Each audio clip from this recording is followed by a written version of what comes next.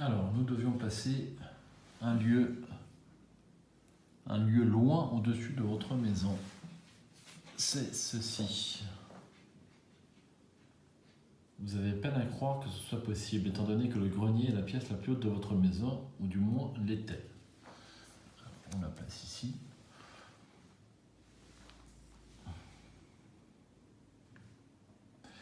Voilà, donc on va entamer une nouvelle phase d'entretien.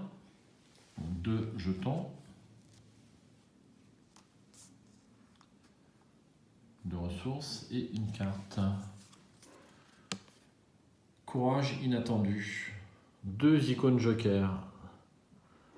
Donc ça c'est quand même pas mal. On peut l'affecter à n'importe quel test de compétence. Nouveau round. Un jeton menace et une carte rencontre. Reste pourrissant.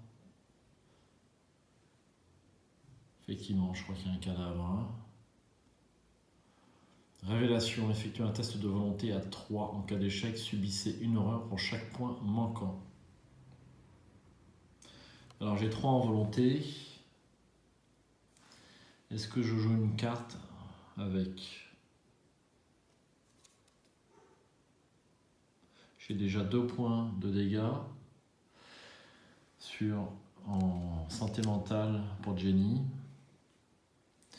Je vais jouer une carte courage inattendu. Donc je joue cette carte sur les restes pourrissants. Ça me donne 5 en volonté contre 3.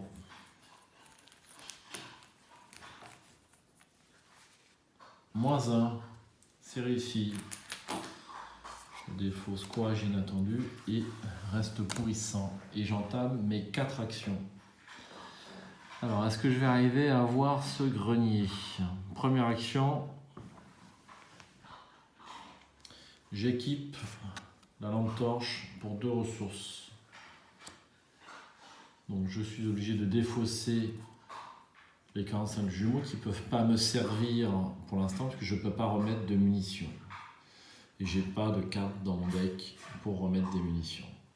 Donc je la défausse et j'ai une main occupée par une lampe torche. Donc ça me coûte 2.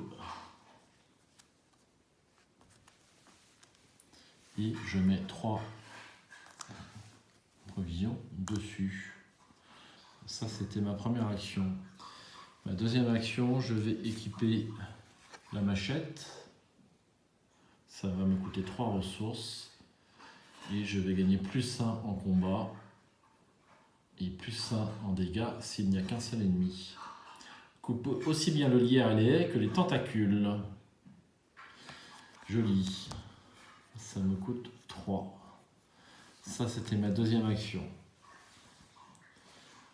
Troisième action, je vais enquêter en dépensant une ressource, une provision de ma lampe torche qui me donne +2. Enfin, pour être exact, on enlève 2 à la valeur occulte du lieu. Donc c'est un lieu qui passe à 1, de 3-2 à 1 en valeur occulte. Et j'ai 3 en intelligence.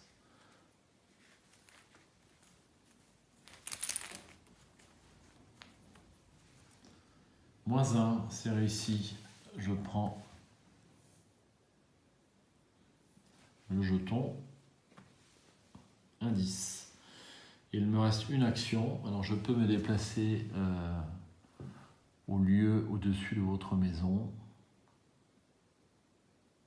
Allez, on va découvrir ce que c'est, parce que je ne sais pas du tout. Dernière action.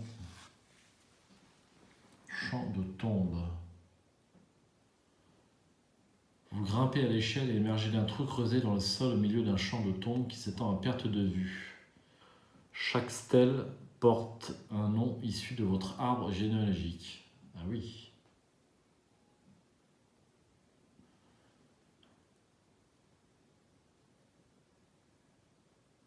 Et c'est une carte qui peut me rapporter 1 point de victoire. Je place un indice dessus. Face des ennemis, il n'y en a pas. Et on attaque la phase d'entretien. Donc 2 ressources et une carte parce que j'ai dépensé beaucoup. Cran, 2 icônes de lutte. Une maximum attribuée par test de compétence. En cas de réussite, piocher une carte. Donc c'est l'équivalent de ce qu'on a eu tout à l'heure. Le courage, je crois. Voilà. Nouveau tour. Donc j'avance à 6 en menace. Il ne me reste plus qu'un tour. Donc il va falloir que j'accélère. Alors. Et une carte rencontre. Une nuée de rats. Une horde de rats cruels se précipite en une vague ondulante de griffes, de dents et de fourrures. 1 point de dégâts, c'est une créature et c'est chasseur. 1 point de vie seulement et 1 point en lutte, mais plutôt agile forcément. Je la mets dans ma zone de menace et j'entame mes 4 actions grâce à Léo Deluca. Alors, on va se débarrasser de la nuée de rats. Donc on va faire une attaque avec la machette. J'ai +1, ce qui me donne 4 contre 1. Ça vaut pas le coup que je rajoute des cartes.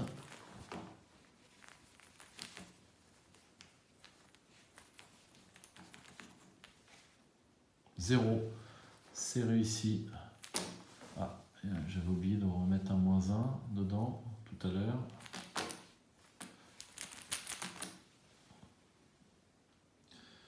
C'est réussi. Alors, je défausse la nuée de rats et je fais ma deuxième action. Deuxième action, je vais défoncer un jeton de ma lampe torche. Donc le lieu passe à 0 en valeur occulte. 2 moins 2 égale 0. Et j'ai 3 en intelligence. Ça serait bien le diable, mais il y a un -4 dans le sac. Et bien le voilà, -4. Eh bien,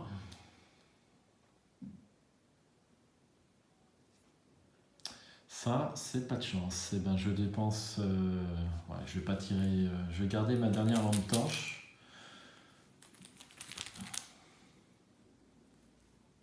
Non, je défausse mon dernière provision. Donc en troisième action, j'enquête à nouveau. Alors, en jeton. Hop. C'est dur, c'est très dur. Échec automatique.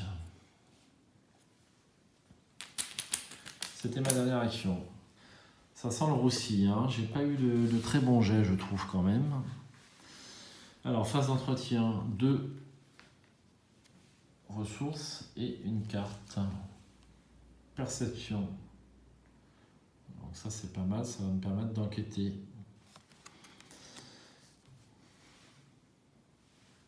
Voilà. Ensuite, un nouveau jeton menace et nous sommes à 7 jetons. Donc malheureusement, l'intrigue avance. Qu'est-ce qui nous arrive? Une bête féroce à peine humanoïde avec des attributs canins et des sabots à la place des pieds déchire le sol juste devant vous. Sous le plancher, vous pouvez apercevoir de vastes tunnels qui criblent les fondations de la maison. Des hurlements démoniaques résonnent au plus profond des cavernes souterraines. Mélangez la pile défausse rencontre dans le deck rencontre. Défaussez des cartes du dessus du deck rencontre jusqu'à ce qu'un ennemi ghoul soit défaussé. L'investigateur principal pioche cet ennemi.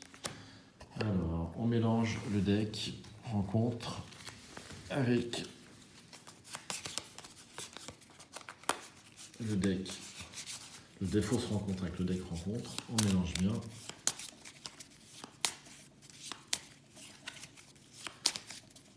Ouais, il en reste 2. C'est quoi ça? Non, c'est effectivement, ce sont les cartes. Rencontre. Alors, on défausse. Allons-y. Nuée de rats. Reste pourrissant. Froid des profondeurs. Froid des profondeurs. Un dévoreur de dépouilles. Ah, on l'a déjà eu, mais elle n'est pas trop dure. On a de la chance là-dessus. Donc, je l'engage dans ma zone de menace. On va la mettre là. Alors, on défausse la carte intrigue et on passe à la dernière intrigue. Elles vont sortir. Vous entendez un cri d'aimant au dehors et toutes les créatures reportent brusquement leur attention sur ce son. Elles se précipitent pour s'échapper de la maison, défonçant les portes et déchirant tout sur leur passage avec leurs griffes. Forcé, à la fin de la phase des ennemis, chaque ennemi ghoul non engagé se déplace de 1 lieu vers le salon. Forcé, à la fin du round, placez une fatalité sur cette intrigue pour chaque ennemi ghoul dans le vestibule ou dans le salon. Alors le salon, on ne l'a pas encore découvert, mais les ghouls vont se déplacer vers. Voilà.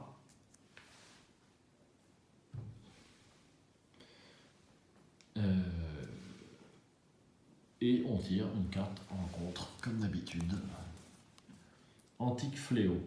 Placer une fatalité sur l'intrigue en cours, cet effet peut faire avancer l'intrigue. C'est pas trop méchant pour l'instant. Et j'entame mes 4 actions. La première action, je vais dégainer ma machette pour attaquer le dévoreur de dépouilles. Donc je vais +1 en combat.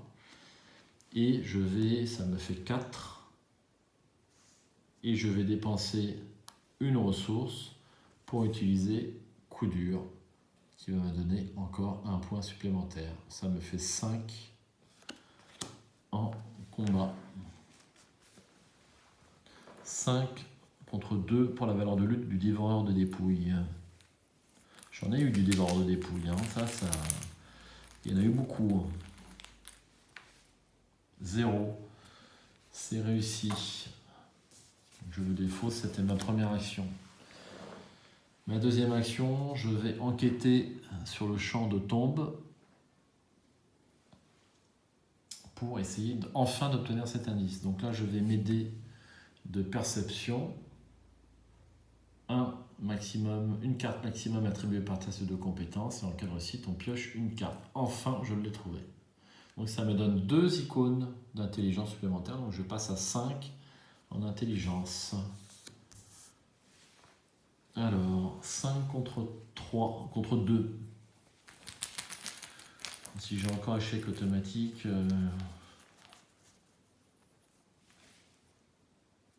alors ça c'est -2. Et bien heureusement que j'ai utilisé ma carte perception. -2, mais c'est une réussite. Je prends l'indice. Ce qui m'en fait un deuxième. Il ne m'en manque plus qu'un pour faire avancer le deck. Alors, deuxième action. Troisième action, je me déplace. Je ne peux aller qu'au grenier. Et du grenier, je ne peux pas aller directement à la cave ni au salon, le salon qui est toujours fermé. Je me déplace au vestibule. Ce qui me donne nos 4 actions. Phase d'entretien, 2 ressources et une carte. Dans des styles, tant que vous résolvez une capacité sur une carte traîtrise, vous gagnez +1 en volonté et +1 en agilité. Après avoir réussi un test de compétence alors que vous résolviez une capacité sur une carte traîtrise, inclinez la dent des Deathly, piochez une carte. C'est pas mal, si j'ai le temps de l'équiper, c'est pas sûr. Alors, phase d'entretien, c'est fait. On passe à la phase du mythe sur un nouveau round. Un jeton menace et une carte rencontre. Dévoreur de dépouilles. Mais ça n'arrête pas, c'est pas possible.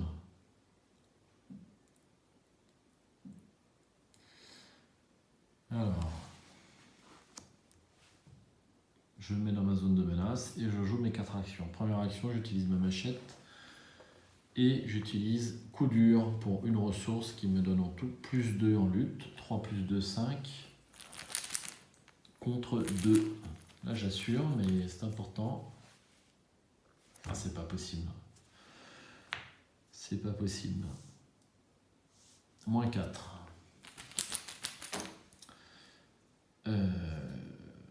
Deuxième action, je recommence. Exactement la même chose.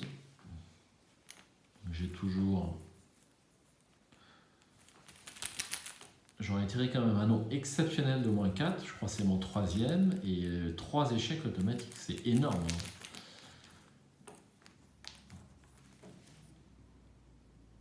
Je rêve. Je rêve. Je n'ai jamais vu ça. Quatrième action.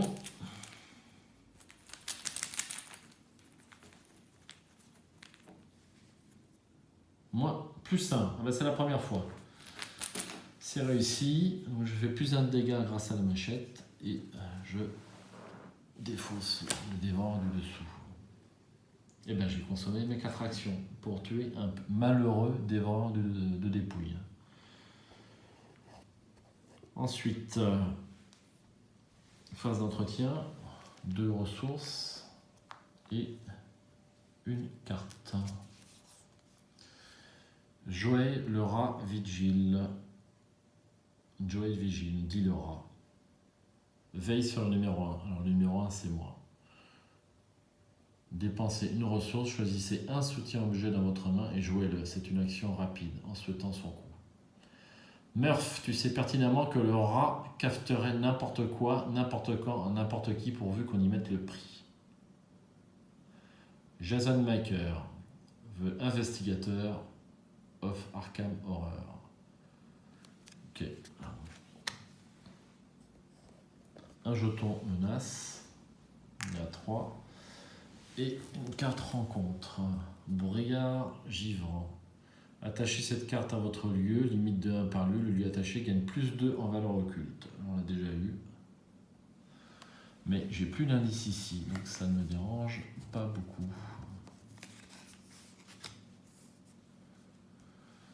Alors, 4 actions.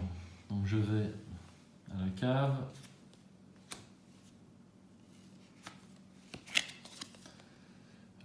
Les escaliers qui mènent à votre cave sont glissants et recouverts d'une fine couche de glace.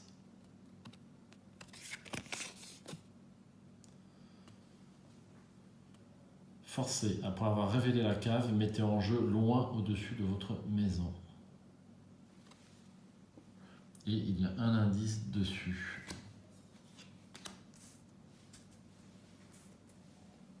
Alors, la deuxième carte loin de votre maison. Je la mets à côté ici. Et j'entame mes 3 actions. Donc je vais enquêter. Donc j'ai plus de torche.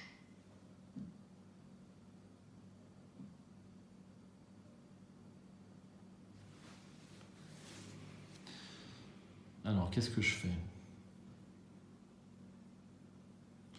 Première action, je vais équiper la dent des îles quand même, parce que ça peut servir si j'ai des cartes qui demandent de la volonté, des cartes traîtrises qui demandent de la volonté ou de l'agilité. Donc je l'équipe, elle me prend un slot médaillon, et je n'ai pas d'autre objet en médaillon, donc ça me coûte 3, c'était ma première action. C'est ça, je ne me suis pas trompé, ouais, première action. Deuxième action, j'enquête. Alors, est-ce que j'ai un bonus en... Je vais utiliser kit ou double pour un bonus. Je crois que je l'avais déjà utilisé, cette carte. Je l'ai retirée. Je l'avais déjà utilisée. Je la mets là. Bon, donc, j'ai pas de bonus. 3 contre 2, bon, c'est faisable. Hein. Pour avoir le dernier indice que j'ai pas placé sur la carte d'ailleurs.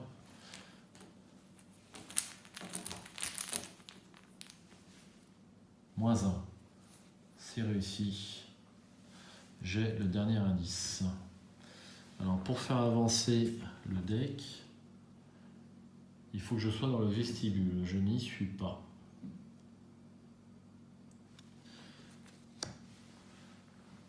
Troisième action, je me déplace dans le vestibule.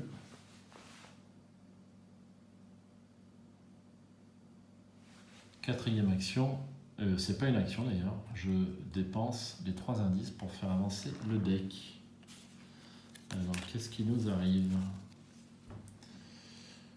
Utilisant le tonneau du grenier, vous transportez de la glace depuis la cave et la jetez sur la barrière. Cette dernière irradie et frémit en faisant fondre la glace, puis disparaît dans un sifflement. La barrière qui bloquait le passage jusqu'au salon a disparu. Révélez le salon. Mettez Lita Chandler en jeu dans le salon et générez le prêtre Gould dans le vestibule. Aïe. Alors, la carte Lita Chandler, on la connaît, c'est celle-ci. Donc c'est un allié qui coûte 0. Tant que vous contrôlez Lita Chandler, elle gagne +1. Chaque investigateur dans votre lieu gagne +1 en lutte. Et quand un investigateur dans votre lieu attaque un ennemi monstre avec succès, il inflige +1 dégâts. Donc on le place dans le salon. Et le prêtre Gould. Alors c'est une carte avec 4 en lutte, 5 points de vie et 4 points d'agilité. C'est un prêtre Gould et il rapporte 2 points de victoire, mais elle vous fait aussi 2 dégâts en santé et 2 dégâts en santé mentale. Une silhouette vêtue de rouge et portant un masque en os. Elle gronde et marmonne avant de bondir pour attaquer. Elle a les mots-clés chasseur et riposte. C'est pas bon signe. Ça ressemble au boss, hein. Je crois que c'est le boss même. Alors il est placé dans le vestibule et comme je suis dans le vestibule, ça va directement dans ma zone de menace.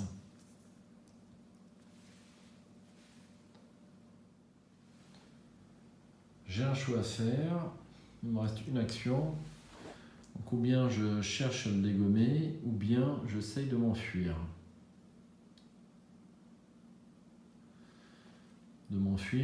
Pour aller chercher Lita qui est dans le salon, qui de toute évidence pourrait me rendre service.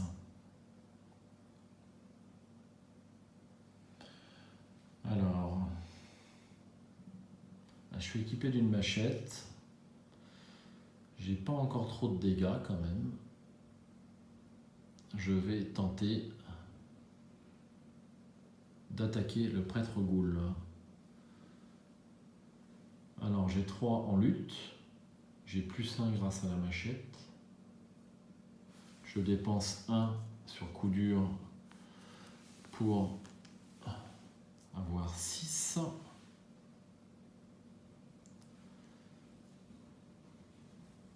Pour avoir 6 et on continue ce test de combat contre le prêtre Gould. J'avais donc 3 +1 +1, ça fait 5 contre 4. C'est pas super. Et c'est un petit peu juste. C'est un petit peu juste. Bon, on va tenter le coup. Il a 5 points de vie. Je ne pourrais pas l'avoir évidemment en une seule action.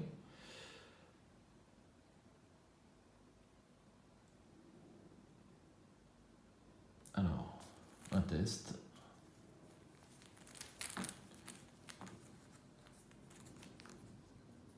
-1, c'est réussi. 2 dégâts pour le prêtre Gould. C'est la fin de mon tour. 2 pions ressources et une carte. Alors, si on veut être puriste dans l'ordre, c'est d'abord la phase des ennemis. Voilà, encore une petite erreur. Donc il se déplace, là il est déjà engagé, il n'a pas besoin de se déplacer. Et il attaque donc l'investigateur engagé, c'est-à-dire Jenny. Et donc il fait 2 dégâts en point de vie, donc que je peux affecter comme je veux à mes éventuels alliés. Donc là en l'occurrence j'ai Léo De Luca, où je pourrais affecter les 2 points de vie, mais ça le tuerait. Donc je vais lui en affecter un seul, et 1 pour Jenny. Pareil pour les dégâts de santé mentale, 1 dégât sur Léo De Luca et 1 dégât sur Jenny. J'ai fait la phase ennemie, donc la phase ressources, 2 ressources et une carte. Voici carte cran. Je la pose. Donc ça m'est utile en volonté, mais en combat pas tellement. J'en ai déjà eu une carte cran. Nouveau tour, je rajoute un jeton menace sur l'intrigue et une carte rencontre. Voix dissonante. Mettez voix dissonante en jeu dans votre zone de menace. Vous ne pouvez pas jouer de carte soutien ou événement. À la fin du round, défaussez voix dissonante. Je la mets dans ma zone de menace, à côté du prêtre Ghoul. Et j'entame mes 3 actions. Alors au niveau deck, ça c'était à défausser. J'avais généré le prêtre Ghoul. Et on en était à qu'avez-vous fait? Une femme brandissant une torche se dresse au milieu de votre salon, une lueur de haine dans les yeux. Qu'avez-vous fait de ma barrière? demande-t-elle, furieuse. Avant que vous ne puissiez répondre, un gémissement épouvantable retentit derrière vous. Une créature vêtue d'une toge et d'un masque figurant un crâne de cerf surgit à travers un mur et se dirige vers vous. Objectif, si le prêtre Ghoul est vaincu, avancez. Donc ça, j'aurais dû le lire juste à l'apparition du prêtre Ghoul, donc je l'ai lu avec un petit peu de retard. Donc là, l'objectif, c'est de tuer le boss, le prêtre Ghoul, qui, je rappelle, me rapporte 2 points de victoire. Donc ça serait sympa. Alors, j'entame mes 4 actions, toujours 4 grâce à Léo Deluca. Donc j'ai toujours le choix entre fuir et tenter d'avoir Lita, mais j'ai déjà un allié, Léo Deluca, qui me donne une ressource une action en plus, donc je serai obligé de le défausser si je recrutais Lita Chantelaire. Donc ça m'intéresse pas tellement pour l'instant, tant que Léo Deluca est vivant.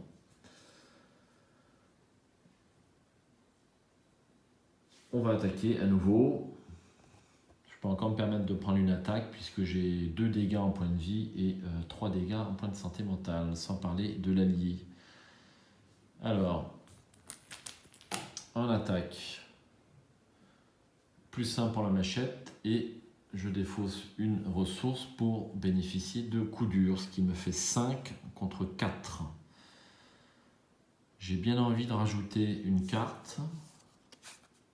Donc je vais rajouter attaque par derrière qui a une icône de combat. Donc je passe à 6 en valeur de lutte. Je la défausse et je tire un jeton. Échec automatique. Bien. Alors c'était ma première action. Le prêtre Ghoul a riposte. Il a le mot-clé riposte. Ça veut dire que si vous échouez en attaque, il vous fait automatiquement des dégâts.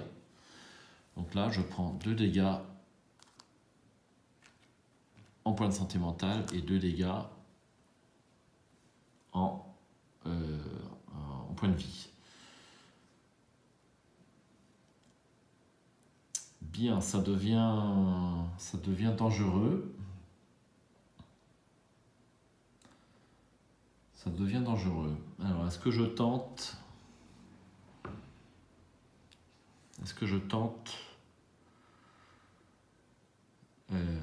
l'échappement? Donc il a 4 en échappement aussi, ouais, c'est énorme. Bon, je vais tenter de réattaquer, donc je défausse une ressource pour à nouveau bénéficier de coups durs. Donc 5 contre 4.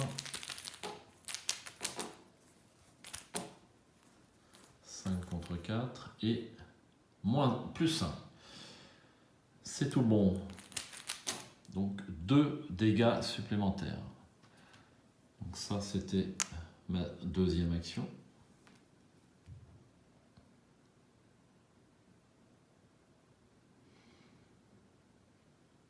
Et en troisième action, je vais à nouveau attaquer. Donc il lui reste 1 point de vie. Je peux encore prendre... Est-ce que je peux prendre encore un dégât?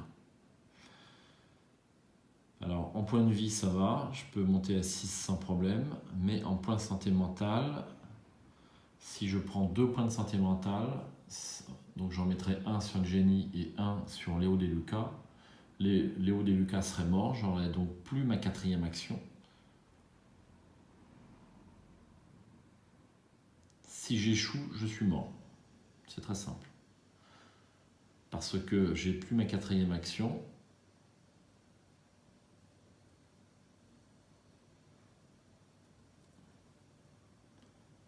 Donc, il va riposter à ce tour à la phase et il va me faire 2 points de sentimental.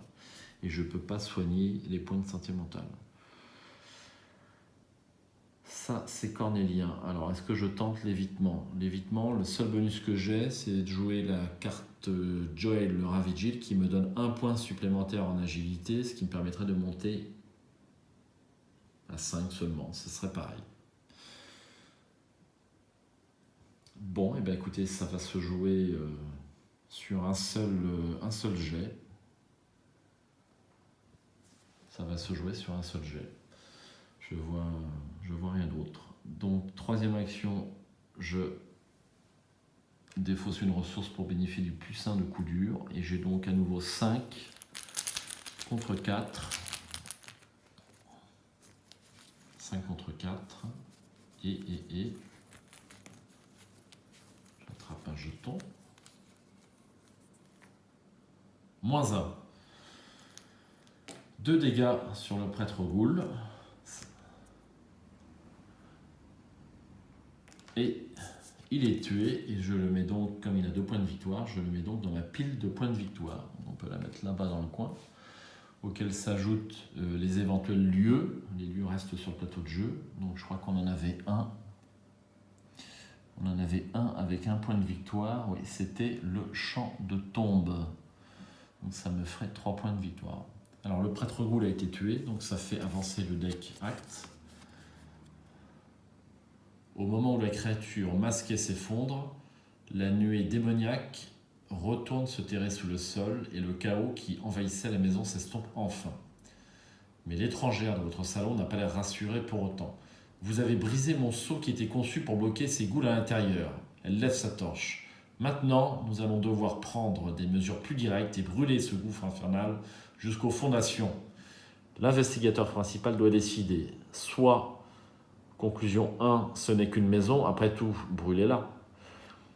Ou conclusion 2, ce gouffre infernal est ma maison, pas question que vous la brûliez.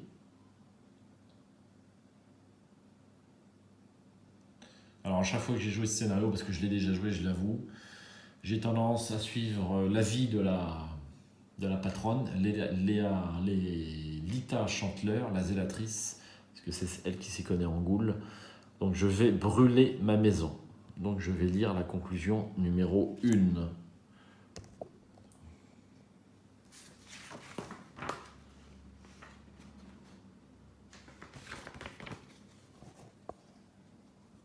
Alors, conclusion numéro 1.